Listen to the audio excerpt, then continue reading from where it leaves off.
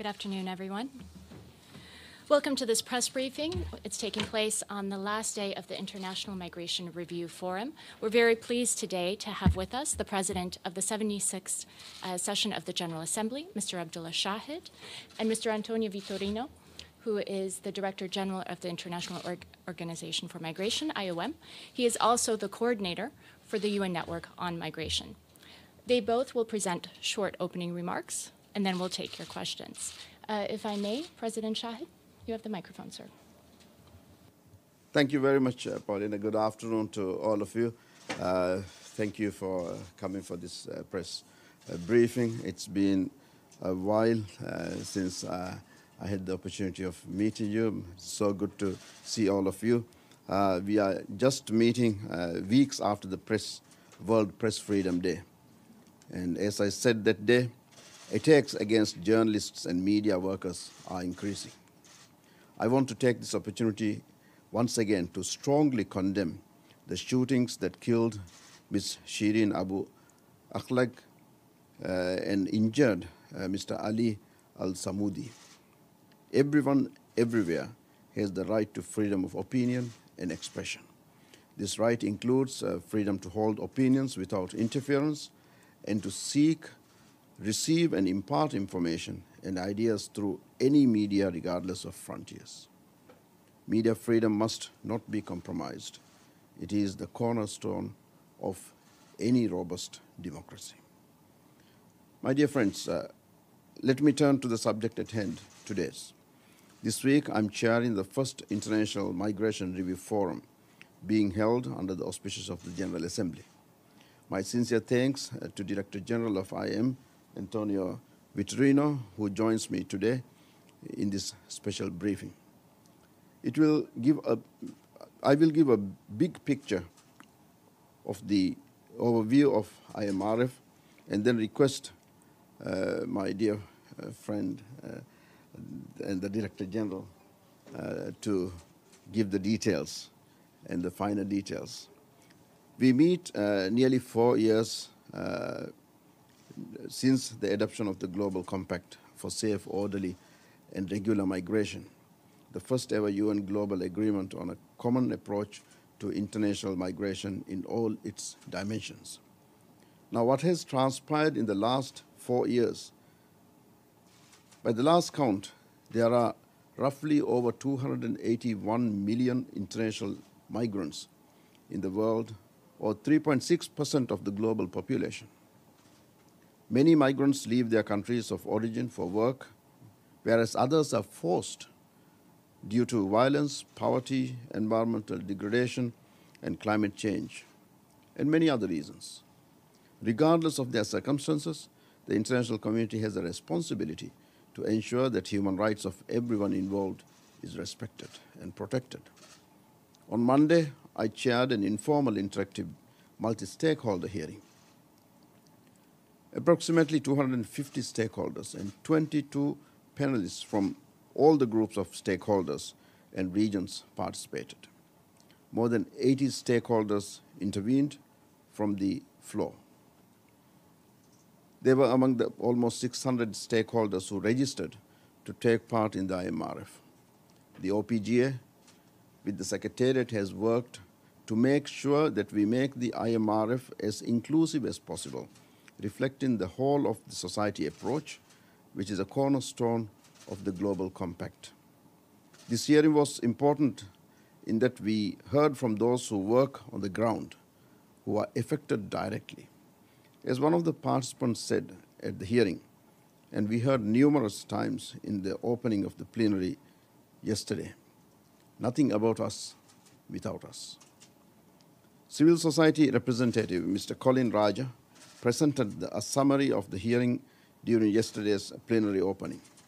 Some of the key takeaways included the emphasis on eliminating racism and multiple forms of discrimination, promoting access to justice to migrant workers and others, ending immigration detention, ensuring access to health care and services, regardless of status, impacts of climate change on migration. The International Migration Review Forum began on Tuesday, 17th May, with the roundtables followed by the policy debate on Wednesday afternoon. We have over 50 panelists from all regions for the hearing, roundtables, and policy debate. All the roundtables and the policy debate reflect the whole of the society, whole of government approach that is intrinsic in the global compact on migration. We heard voices of national governments, mayors, migrants, private sector, academia, trade unions, UN entities, civil society, and many others. The roundtables were designed to review the progress of 23 objectives of the Global Compact and the policy debate, looking ahead to new and emerging challenges. And yesterday we began the two-day general debate. We have had a total of 124 registrations, including one head of state of government, 21 ministers, 26 vice ministers, and 21 high-level authorities. I would like to note that this high number of ministers and high-level participation is very encouraging, not only signaling the focus and importance given to the issue by member states, but also showing the increasing return to normalcy following 2 years of virtual engagements. What is coming out of the IMRF? What we can see clearly is that there is agreement that the international community must act now to support migrants and their host communities. The Progress Declaration will go before the membership of the forum this afternoon, and it reflects a very good, a broad consensus among member states. I want to extend my sincere thanks to the co-facilitators of the intergovernmental consultations, Ambassador Rabab Fatima, the permanent representative of Bangladesh, and Ambassador Olivia Maes, permanent representative of Luxembourg. Since 8th February, the co-facilitators have first and foremost made certain that the process to negotiate the Progress Declaration was extensive, open, transparent, and inclusive. In addition, all week we have seen national pledges stream in from governments that are committing to upholding human rights, especially when it comes to detentions and the detention of children. There have been over 200 pledges announced this week. I want to again express my appreciation to member states who have examined their national policies and come up with solutions to fill the gaps, to more holistically assist migrants and their host communities. The COVID-19 pandemic brought challenges for migrants. They faced more difficulties accessing diagnostics, treatment, and vaccines. Compounding this, they were especially vulnerable to discrimination, job loss, and a lack of access to social safety. The pandemic also demonstrated the integral role migrants play in our communities, including through life-saving work in healthcare and in supporting critical supply chains. And as we go forward in the post-COVID-19 world, we need to rethink the sort of world that we want.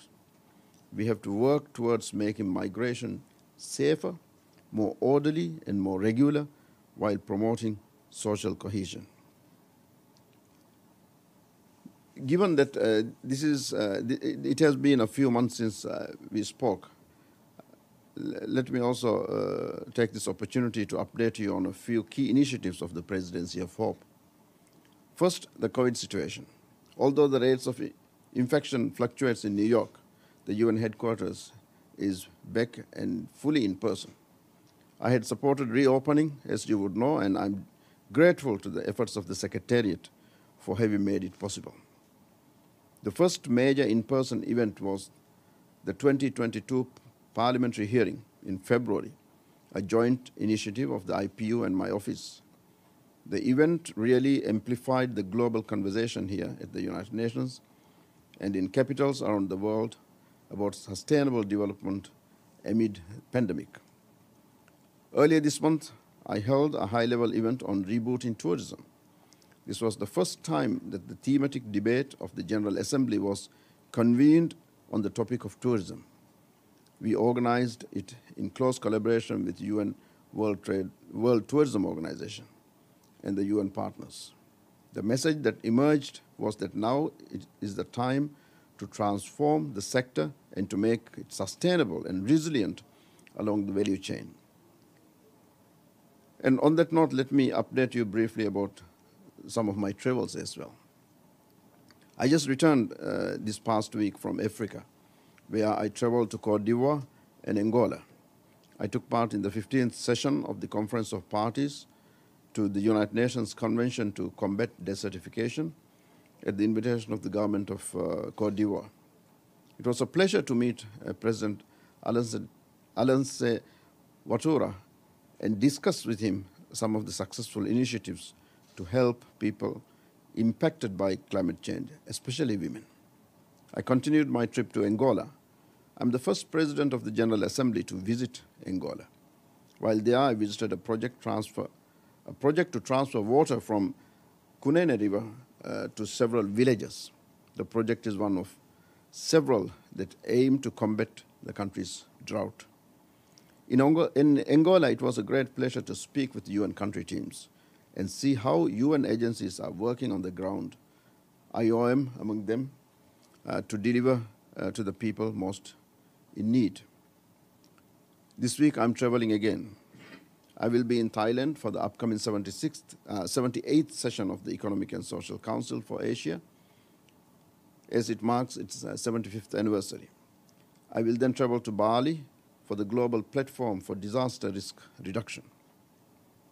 I know many of you here today covered the Global Assessment Report, the GAR 2022, which the UN Office for Disaster Risk Reduction released ahead of this global platform.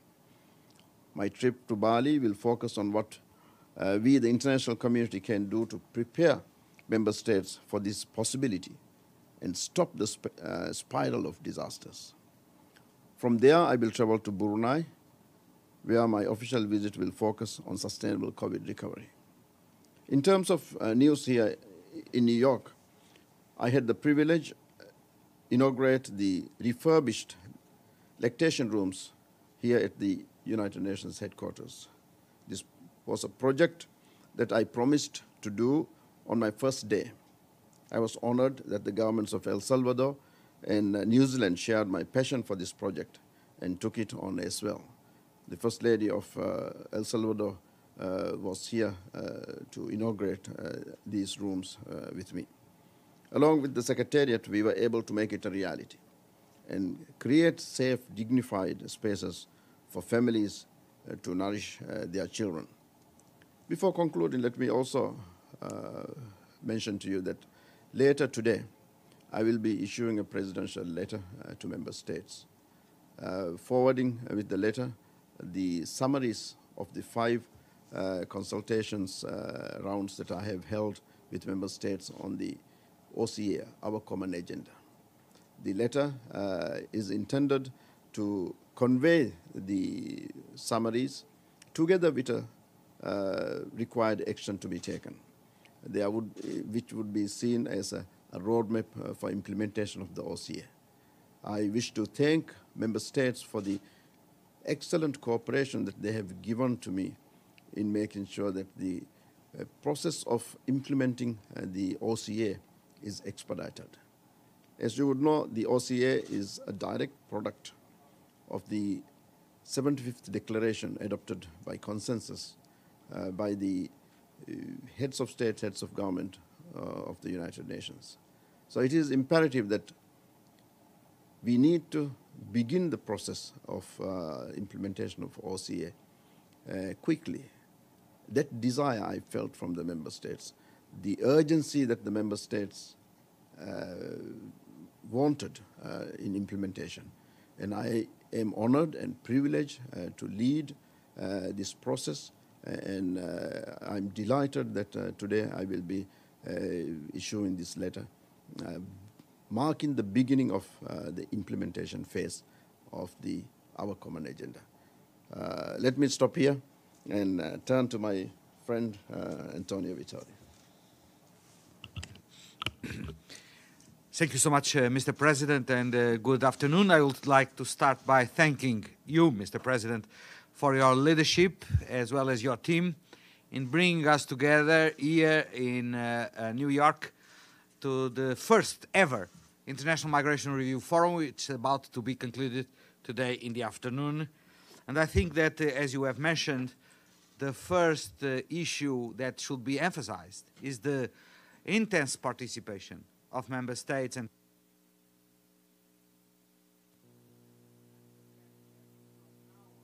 quite clear that migration is no longer a marginal issue. It is fully enshrined in the UN agenda. And from the debates that we have heard during this week, it is quite clear that there is no capacity to address the challenges but also the opportunities of migration out of cooperation.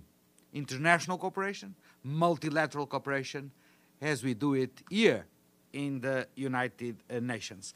You know, we use lots of jargon in the UN. And we say that the Global Compact on Safe, Orderly and Regular Migration has a 360-degree view. What does this mean? This means that the Global Compact addresses the challenges and the opportunities of migration for countries of origin, for countries of transit, and for countries of destination. But all are together in the concern that migrants need to be put at the center of the policies on migration, respecting their fundamental human rights, guaranteeing the protection particularly of those most vulnerable, women and girls, and at the same time emphasizing that migrants are crucial in the social economic fabric of all our societies.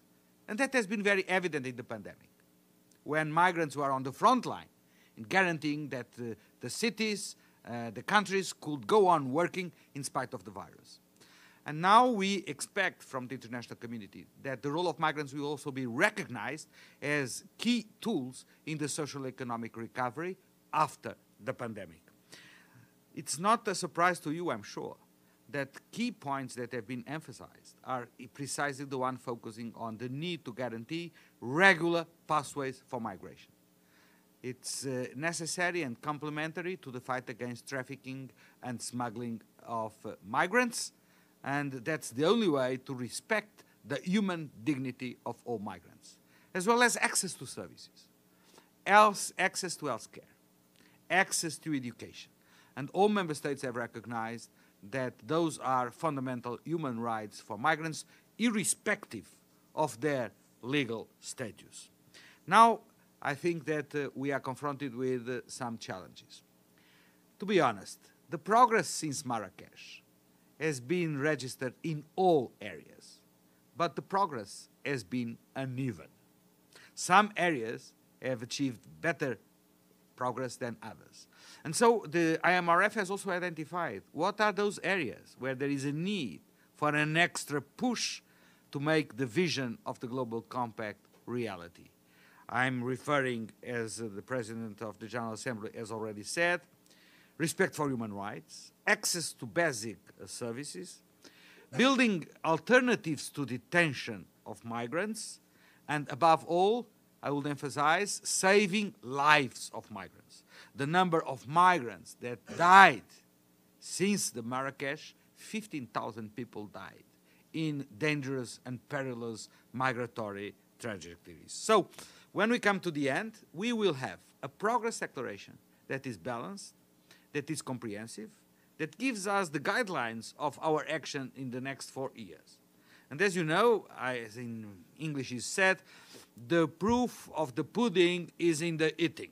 Well, the reality is that this first bite of the pudding proved the value of the Global Compact. Here we are for the next 4 years to make it each day different, better, thinking above all of the millions of lives of migrants that depend on international protection, international cooperation. Thank you so much, Mr. President. Thank you so much, Director General, President. We'll open it up for questions right now. The first question, of course, will go to Edie and then to Edward. Thank you very much on behalf of the United Nations Correspondents Association for doing this briefing. My name is Edith Lederer from the Associated Press. First, a housekeeping issue. Could you make sure that we are sent a copy of this declaration today so that we can write about it in a timely fashion? Secondly, you've talked about the proof of the pudding is in the eating. What needs to be done, and how are you going to do it to ensure the implementation of this document, particularly on the issues that you stressed? Safe migration, human respect for human rights, and basically saving lives. Well, yes, I hope we will be able to distribute the Progress Declaration as soon as it is adopted. It's foreseen for 5 o'clock p.m., so I hope there will be no... as soon as it is endorsed by the member states in the forum. In terms of what are the practicalities of the implementation, we believe that there is a need to scale up search and rescue operations, particularly to those migrants who go through the sea, through the desert, and through the jungle. And we have a number of hotspots. We know where the problems are. It's the Gulf of Aden, it's the central Mediterranean, it's definitely the Darien Gap jungle in Central America and South America, and we encourage member states to speed up and scale up their capacity of search and rescue. Secondly, we need to be more effective in opening regular pathways for migration. That's the real alternative to letting migrants be prone to traffickers and smugglers. Because trafficking and smuggling is the most obnoxious attempt against the fundamental rights of migrants. And thirdly, yes, we need to take into consideration the vulnerable population. All migrants are moving in vulnerable conditions, but some are more vulnerable than others. I'm speaking about women, I'm speaking about girls, and we have seen that during the pandemic. You should not have any illusion. The pandemic did not stop migration. In spite of the closure of the borders, of the lockdowns, migration went on. People went on moving. But what we have seen is that women and girls have been particularly prone to abuses, gender-based violence, rapes. And in those conditions, we think that member states, all of them, countries of origin, transit and destination, have a shared responsibility to protect and provide the support and the services that are needed for the most vulnerable migrants. So there you have 3 priorities that we consider we should focus. And how can we do that? Putting pressure on the member states, advocating for values and principles, and counting on the mobilization of the migrants themselves. Go ahead, and if I could ask all journalists to please introduce themselves as well. Hi, this is De Zhishu from China Central Television. I have 2 questions. First one is a specific question for Mr. Vitorino. Recently, a spokesperson from the Rwanda government said they expect a first group of 50 asylum seekers from the UK arrive in their country. And we know this is a highly controversial deal between UK and Rwanda. And UNHCR argued that this is a breach of international law and it's contrary to the spirit of Refugee Convention. I just want to ask your thoughts on this. Do you think this is also against the global compact of migration? And my second question is for Mr. Shahid. We know over the years, UN did a lot of jobs here, and but more and more people feel like the UN is unable to act in some key issues like climate change, like, let's say, Ukraine conflict. As the president of the General Assembly, what do you think the body of General Assembly should do or could do to put UN in the core or the pillar of the multilateralism? Thank you.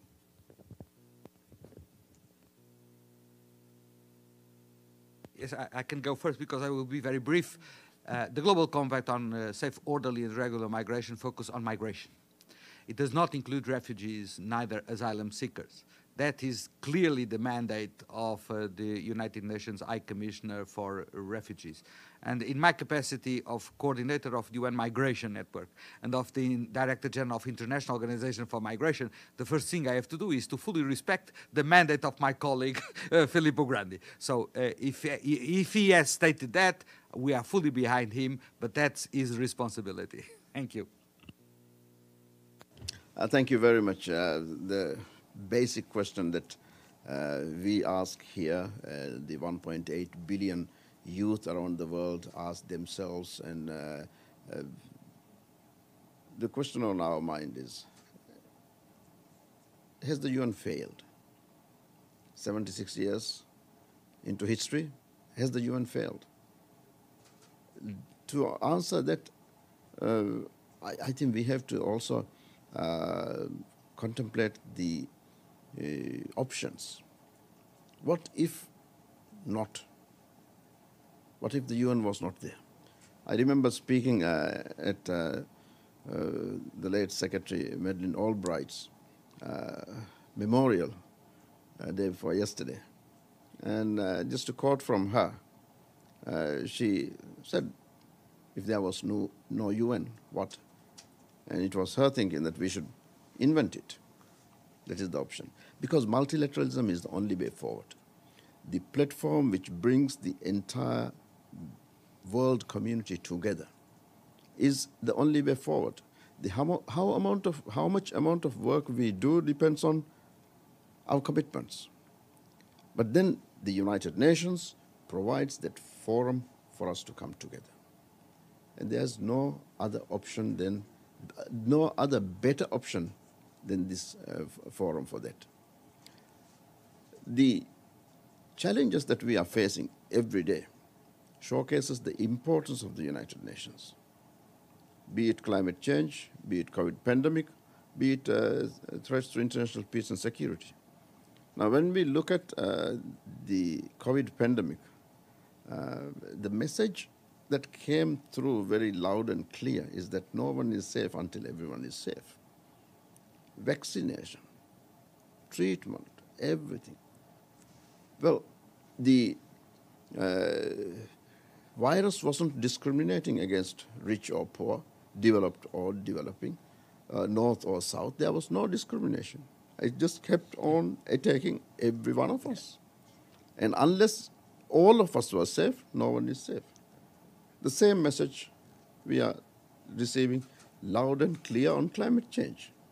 But there was a time when the general thinking was that, okay, the ice caps will melt, the sea level will rise, the small states will go underwater. There is larger land masses where these small communities can move on and they will be safe there. But this was the 80s and the 90s. But what the message that we are getting now is that while sea level is creeping up on small countries like mine, the Maldives, it's not stopping there. We are seeing increasing storms. The storms are raging. Flooding is increasing. Forest fires are everywhere. The rivers are drying up. Desert is creeping up on us.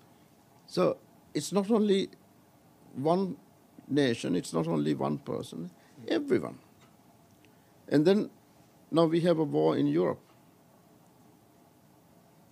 The result is whether you are in Europe or otherwise, the entire world is facing a food crisis, an energy crisis, a financial crisis.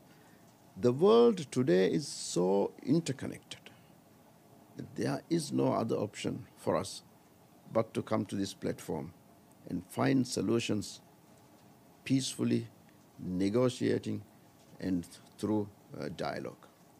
And there is, for until such time we can come up with a better option than the United Nations, this is only what we are left with. Thank you. Thank you very much. I know that there are questions, but we're at 12:45. One more question, sir, President. Is that all right? All right, Philippe, AFP. Thank you very much, Paulina. Philippe Rater from AFP. Just to be sure to understand the statement of the declaration you are going to adopt this afternoon, it would be all the members of the GA or only members of the forum? And is it how many countries? And is it include also the US? Thank you. This afternoon we will be adopting the political declaration at the United Nations General Assembly, and it will be the 193 countries participating. The manner in which it will be adopted is to be seen.